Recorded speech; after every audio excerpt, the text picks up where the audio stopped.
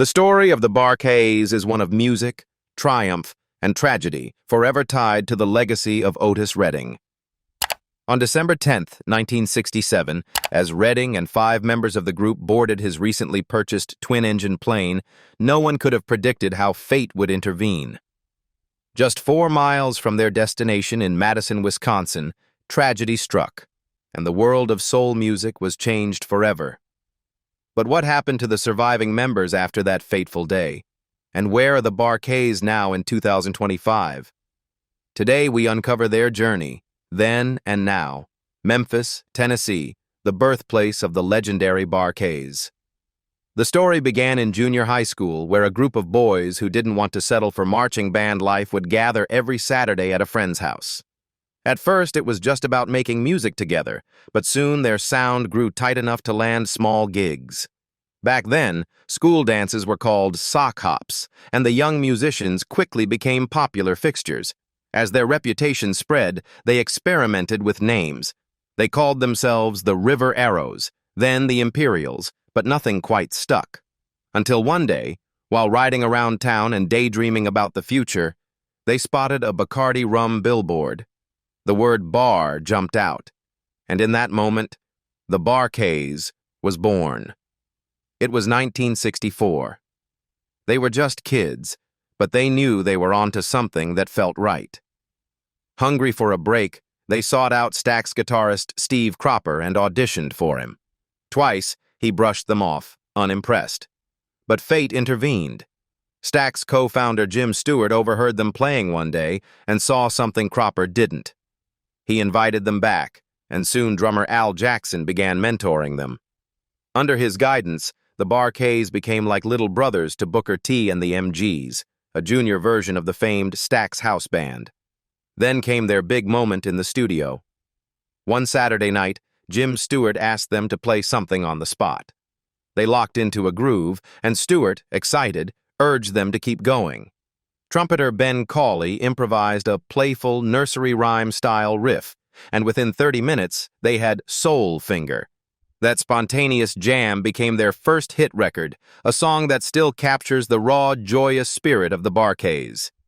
By the time they hit their 50th anniversary, fellow artists like the Mary Jane Girls described them perfectly, a band built on love, energy, and pure entertainment. The turning point came when Otis Redding caught them live at the Hippodrome in Memphis. Without rehearsal, they backed him on stage, nailing every note. Stunned, Otis asked, "Who are these guys?" When told they were the bar KAYS, he declared, "I want them to be my band." It was a dream come true.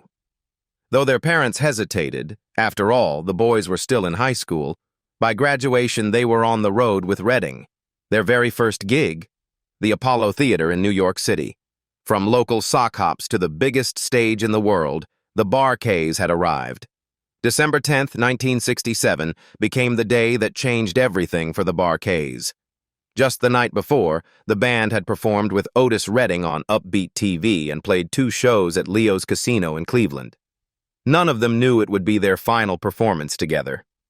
Otis owned a private plane, and while James Alexander and Carl Sims booked seats on a commercial flight, the rest of the group flew with Otis. As the small aircraft made its final approach into Madison, Wisconsin, it suddenly went down. Around 12:30 p.m., Redding boarded his recently purchased twin-engine Beechcraft H-18, along with 5 members of the bar KAYS, guitarist Jimmy King, saxophonist Phelan Jones, organist Ronnie Caldwell, trumpet player Ben Cawley, and drummer Carl Cunningham, plus valet Matthew Kelly and pilot Richard Fraser. Fraser had logged over 1,200 flight hours, though only 118 of them were in Beechcraft planes. As they headed for Madison's Truax Field, tragedy was waiting just ahead. James Alexander, another member of the bar KAYS, wasn't on that fateful flight. Because there wasn't enough room on Otis Redding's private plane, he ended up taking a commercial flight instead. At the time, James felt unlucky, as if he had drawn the short straw, but later he would realize he had, in fact, been spared. Musician James Brown, upon learning Otis was flying the same model of plane he himself had once refused to use, had even warned him about the risks. The memory of that warning haunted Alexander. Reflecting on his final conversation with Otis, he recalled saying, "That plane is not big enough to be doing what you're doing. It can't carry all those people and all that equipment.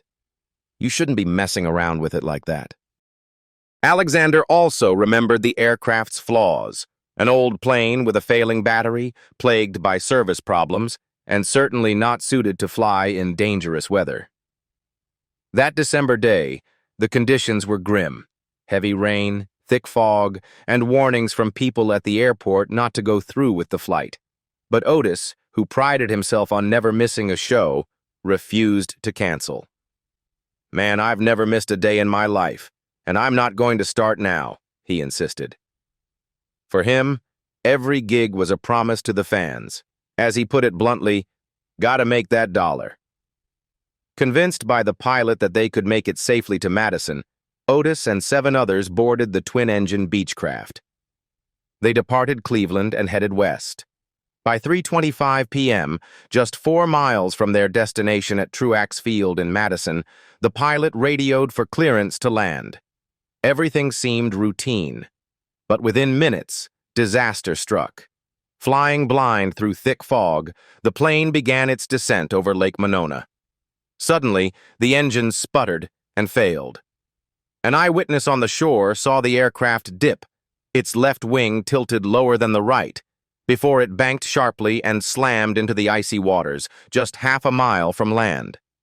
Miraculously, the plane didn't shatter on impact. Instead, it floated briefly, bobbing on the lake's surface before slowly sinking. Inside, panic spread. Trumpet player Ben Cawley, who had been asleep moments earlier, awoke to his bandmate Phelan Jones exclaiming in terror, "Oh no!" In an instant, Ben unbuckled his seatbelt and was thrown into the freezing water. Ben Cawley, the only survivor of the crash, could not swim. Clutching desperately to a seat cushion, he watched in horror as his friends slipped beneath the freezing waters of Lake Monona. Their screams for help echoed across the dark lake until one by one, the voices went silent. Years later, he would painfully recall, "I saw Carl come out of the water, and I saw Matt come up on the other side." Ronnie's cries for help were heartbreaking, but then they were gone.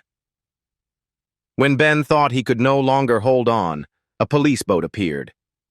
Officers pulled him from the water, not far from where the bodies of pilot Richard Fraser and bandmate Jimmy King were floating. Rescue teams had been alerted by frantic calls from locals who had witnessed the crash. Within minutes, first responders were on the scene, though the rough, icy waters made reaching the wreckage nearly impossible. 17 minutes later, they managed to save Ben, just in time. For the others, it was already too late. By then, the aircraft had disappeared beneath the lake. Suffering from frostbite but otherwise miraculously unharmed, Ben was rushed to the hospital. He told rescuers, and later the press, that he had heard the voices of 2 men close to him until, suddenly, there was only silence. A police officer reminded him how fortunate he was, delivering the news in blunt terms, "Because everybody else is dead." Meanwhile, in Madison, fans were already lining up outside the concert venue when news of the crash spread. Many went home that evening clinging to hope that Otis had somehow survived. His wife Zelma shared that same hope. Around 5 p.m., the coroner called her with news of a body recovered, a tall, dark-skinned man in a black undershirt. Zelma refused to believe it was Otis. "That's not him," she insisted, noting that her husband never wore undershirts and was an excellent swimmer. "He's out there alive. Go find him." But the truth was far darker. The wreckage of the Beechcraft was soon located, resting at a 45-degree angle at the lake's bottom, its nose buried in the silt, its body twisted and torn apart. The left wing and 1 engine were missing. Apart from the bodies recovered near Ben, there was no trace of the others until divers resumed their mission the following morning. It was then they discovered Otis Redding, still strapped to his seat. He was just 26 years old, survived by his wife Zelma and their 3 young children, Dexter, Carla, and Otis III. The official cause of the crash was never determined. Investigators noted the bad weather, rain, fog, and poor visibility, along with the plane's history of mechanical problems. There was speculation about whether Otis, who sometimes sat in the co-pilot's seat despite not being licensed, had attempted to fly, but no evidence supported this theory.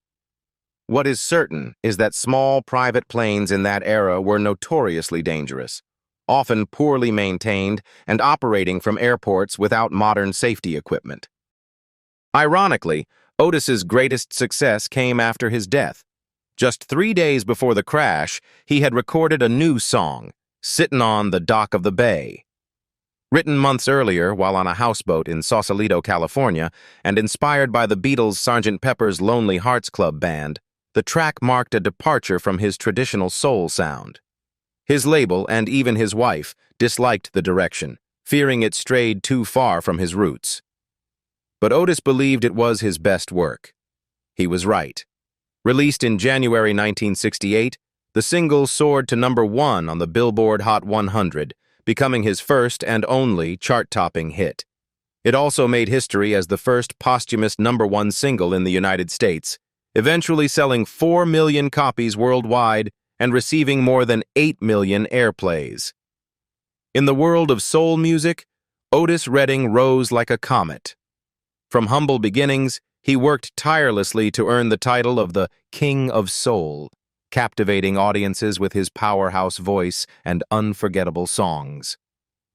Yet just as his career reached new heights, tragedy struck, silencing one of music's greatest talents far too soon.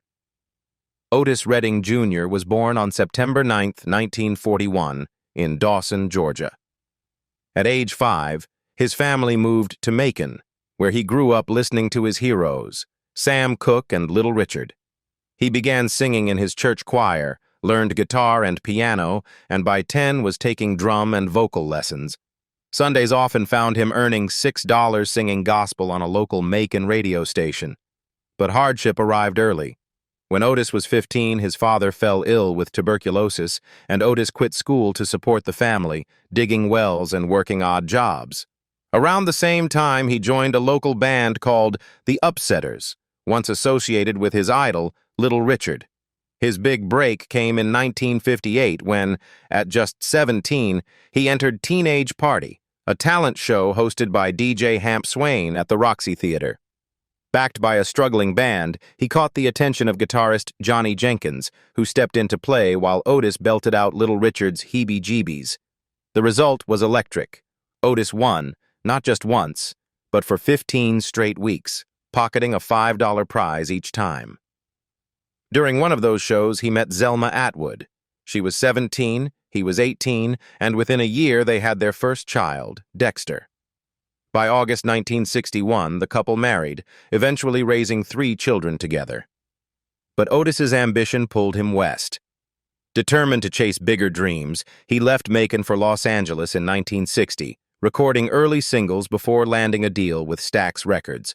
It was there he recorded These Arms of Mine, a tender ballad that shot up the R&B charts in 1963 and marked the beginning of his rise. Known for his relentless drive in the studio, he once recorded his entire third album, Otis Blue, Otis Redding Sings Soul, in just 1 day. As both singer and songwriter, often alongside guitarist Steve Cropper, he injected raw power and clarity into rhythm and blues. Despite his modesty, his talent was undeniable. He didn't really think he could sing that well, his daughter Carla recalled in a 2015 interview. According to my mother, he'd say, "Well, I don't dance well, I don't really sing that great, but I just do what I can do." The rest of the world disagreed. At first, his music resonated mostly with black audiences, but soon he crossed over into the broader pop market. From smoky southern clubs to Los Angeles' famed Whiskey A Go-Go, and eventually to stages in London and Paris, Otis built a global following. His defining moment came at the 1967 Monterey Pop Festival, where he stunned a mostly white crowd with a career-defining performance. That night, he closed with "Try a Little Tenderness," adding an improvised farewell. "I gotta go, y'all, but I don't want to go." Just months later, the unthinkable happened. On December 10, 1967, Otis was scheduled to perform at the Factory nightclub in Madison, Wisconsin. Exhausted from a grueling schedule, 3 shows in 2 nights at Leo's Casino and a TV appearance in Cleveland, he phoned home. His wife noticed he sounded unusually low, but he insisted he was only tired. He spoke briefly to his son, Otis III, and ended the call with a playful reminder for his wife to be real sweet and real good. As always, he avoided saying "I love you," a phrase he rarely used. One can't help but wonder if he would have spoken those words had he known what the rest of the day would bring. Though his career was cut tragically short, Otis Redding's impact was immeasurable. He helped pioneer soul music, blending raw emotion with unforgettable melodies. In recognition of his legacy, he was inducted into the Rock and Roll Hall of Fame in 1989 and received a Grammy Lifetime Achievement Award in 1999. Today, he remains one of the most influential singer-songwriters in American music history, forever remembered as the King of Soul. Otis had been like a brother, and the KAYS were like family. To lose them all at once was unbearable. For 15 years, James couldn't even listen to an Otis Redding record. The grief was too raw. The tragedy defined the band's history, marking the moment that nearly ended it all. Even decades later, during the 50th anniversary celebration, seeing old photographs of the original members brought the pain rushing back. He remembered conversations they'd had as teenagers, sitting around and saying, "If something ever happens to one of us, whoever's left has to carry on." Those words stayed with him, and somehow, with faith and resilience, they did carry on. Under James Alexander's steady leadership, and with the guidance of producers like Alan Jones, the KAYS reinvented themselves. Just 4 months after the crash, in April 1968, the new lineup debuted. They were young and unsure, but they had energy, and with mentorship from Isaac Hayes, David Porter, Al Bell, and Booker T and the MGs, they learned and grew quickly. Unlike the MGs, who were polished and precise, the KAYS had a raw, youthful edge. That difference became their strength. Their sound carried an extra spark, something vibrant and fresh, which set them apart. Soon, songs like "Copycat" and "AJ the Housefly" defined their style, and their first post-crash album, "Gotta Groove," announced their comeback. On its cover, the band posed like superheroes, bold, defiant, and ready to prove they could survive. From tragedy, the KAYS forged a new path. They became pioneers of funk, crafting hits with attitude and flair, always pushing forward. Through partnerships with acts like the SOS Band and projects like Soul of the South TV, they carried a simple motto: take your time, do it right. For them, 50 years was more than a milestone. It was survival, perseverance, and proof that the funk would never die. In 1970, the KAYS made a bold decision that would change their identity forever. They introduced the first and only official lead singer in the band's history, Larry Dodson. Larry brought something new, something the band had never had before.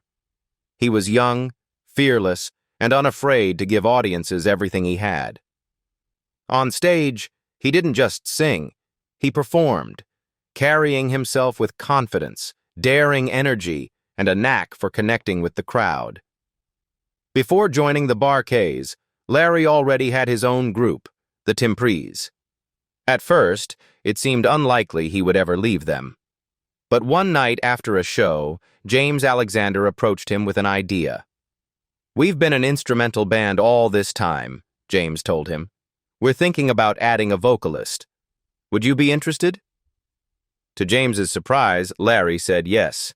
It was a leap of faith, flattering but terrifying, because the KAYS had always been known as an instrumental powerhouse. When Larry told the Timprees he was leaving, they were furious and even attacked him. Still, he joined the KAYS. It turned out to be the best decision they ever made. With Larry at the front, the band grew stronger than ever. They created hits like Holy Ghost and built a reputation as one of the greatest funk bands of their era. Larry's showmanship only amplified their legend. He had style, swagger, and a wild streak that audiences loved. At one show in Nashville, he wrapped a live snake around his neck on stage, sending the crowd into a frenzy. The stunt wasn't even planned. The snake had been a pet they kept on the bus, but after that night, it became a permanent part of the act. Fans came to expect it, staying through the entire performance just to see the snake make its appearance. The snake lived with the band like a family pet. They fed it mice and chickens, played with it, even lost it in the house a few times before finding it again. It became part of the KAYS' mystique, a touch of Alice Cooper's theatrics, but with Memphis soul. As they like to say, Alice Cooper ain't the only one with a snake. Through the years, the band survived, evolved, and thrived. Under James's leadership and Larry's fearless presence, they carried the spirit of funk for decades. Together they pushed past tragedy and hardship, staying true to their music and their faith. More than 50 years later, the KAYS are still standing, still performing, and still proud to represent Memphis funk.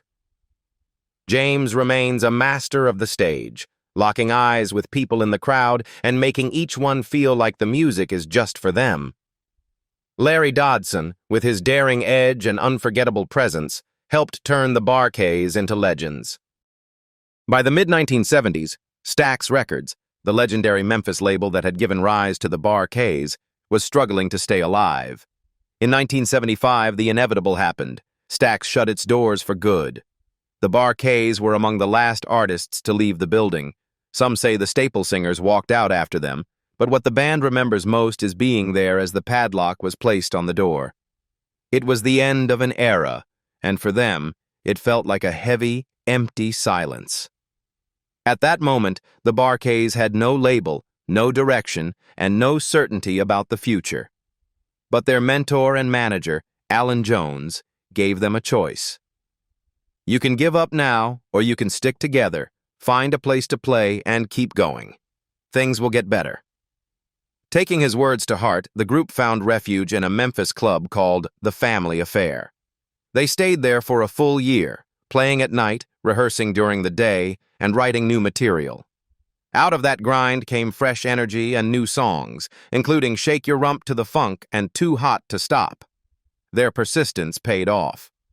In 1976, with the help of attorney Jim Zimwell, they landed a deal with Mercury Records. When Mercury president Charlie Fack saw them perform in Memphis, he was so impressed that he signed them on the spot. Soon after, they recorded Shake Your Rump to the Funk and sent it to the label. Mercury loved it. And just like that, the KAYS were launched into a brand new era. From there, the momentum never stopped. The band's adaptability became their greatest strength.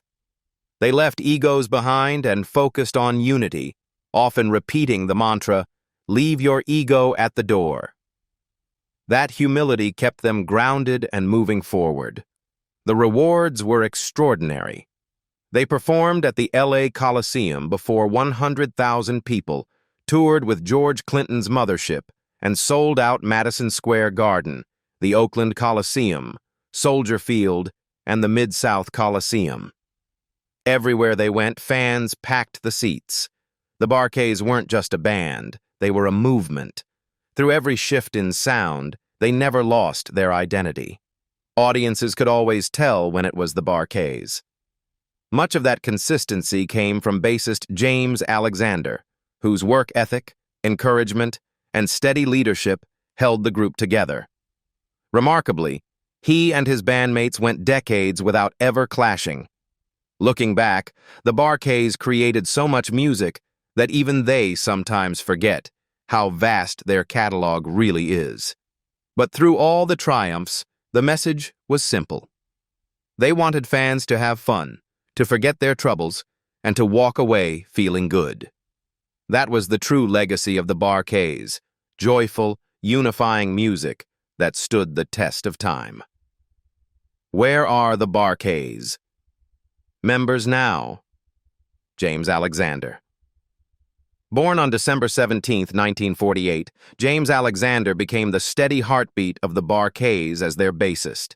He was one of the survivors of the tragic 1967 plane crash that claimed the lives of most of the group and Otis Redding, a moment that forever shaped the band's destiny. Alexander rebuilt the KAYS from the ground up, guiding them through funk's golden era of the 1970s and 80s. Today, in his mid-70s, he remains active with the group, still performing and recording. He resides in Memphis with his wife and children, proud to see the band's legacy endure through generations. Charles Allen. Charles Allen, the trumpet player whose bold sound helped define the KAYS horn section, has long since stepped away from the stage. He settled in Albuquerque, New Mexico, where he built a life outside of music. Allen moved into concert promotions and also became the manager of a large retail department chain, reportedly Kmart. Though he lives far from Memphis, his contributions to the band remain etched into their classic recordings. Michael Beard. Michael Beard, who joined the KAYS on drums during the group's evolution, continues to keep rhythm alive in his life. Based in Columbus, Ohio, Beard plays in a local band, proving that his passion for music never faded. His low-profile career keeps him connected to the stage, even if not under the bright lights of fame. Mark Bynum. Mark Bynum, known for his work on keyboards and vocals, expanded his role in music beyond the KAYS. From his Memphis home, he runs a personal studio, where he pursues his own singing career while also writing, recording, and producing for other artists independently. Bynum's path has kept him firmly tied to the creative side of the industry, fostering new talent as well as his own artistry. Larry Dodson. Larry Dodson, born January 28, 1951, became the unmistakable voice of the KAYS as their longtime lead singer. With his charismatic stage presence and powerful vocals, Dodson carried the group into its funk glory days, with hits like Shake Your Rump to the Funk and Too Hot to Stop. After a celebrated career, Dodson eventually retired in 2017, but couldn't stay away for long. He later returned for select appearances. Now in his 70s, he lives in Memphis with his wife and children, continuing to embody the spirit of soul and funk. Sherman Guy. Sherman Guy, percussionist and vocalist, carved out a life rooted both in music and business. Residing in Memphis, he remains active in a local vocal group, keeping his love for performance alive. Beyond music, Guy built success as a businessman, owning and operating a construction company. His dual path reflects the resilience and adaptability often required of veteran musicians. Harvey Henderson. Saxophonist. Harvey Henderson lent a vital voice to the KAYS' horn-driven funk sound.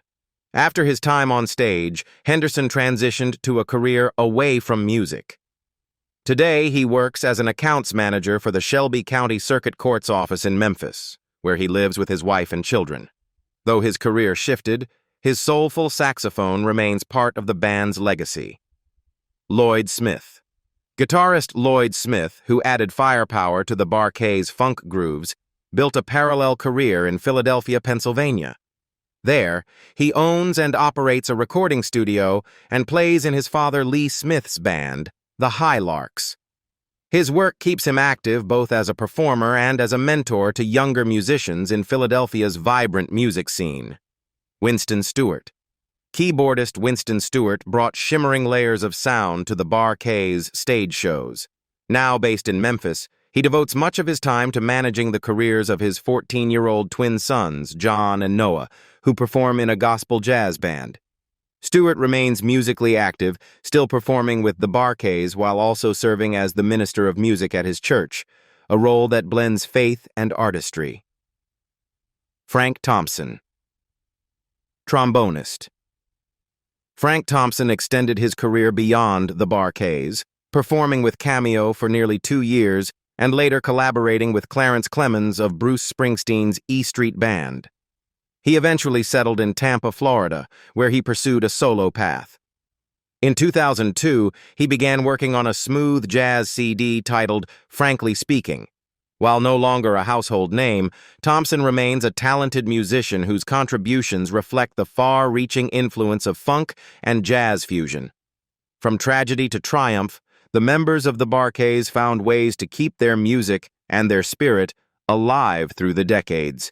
Some stayed on stage, others built lives away from the spotlight, but each carries a piece of the band's remarkable legacy. But what do you think? Who was your favorite KAYS member, and which era of their music do you remember most? Let us know in the comments below. And don't forget to like this video, subscribe to the channel, and hit the notification bell so you won't miss more stories like this.